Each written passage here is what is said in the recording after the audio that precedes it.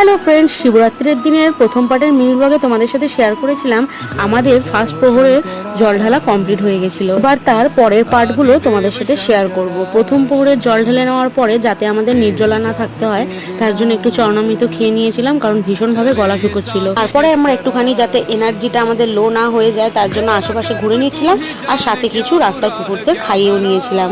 তারপরে বাড়ি ফিরতে ফিরতে দ্বিতীয় প্রহরের জল ঢালার সময় হয়ে গেল। তারপরে এসে আমরা দুজনে মিলে দ্বিতীয় প্রহরের পুজোটাও কমপ্লিট করে নিলাম। সত্যি বলতে এর আগে মায়ের সাথে উপোস যখন করতাম তো সারাদিন উপোস থেকে রাত্রিবেলায় জল ঢালতে যেতাম, কিন্তু এই প্রথমবার মাম্পিদির সাথে সঙ্গ পেয়ে 4 প্রহরের উপোস করে জল ঢালার একটা আলাদাই অনুভূতি হলো। তোমরা কারা কারা এইভাবে শিবরাত্রির দিনে 4 প্রহরে জল ঢেলেছ অবশ্যই আমাকে কমেন্ট করে জানিও।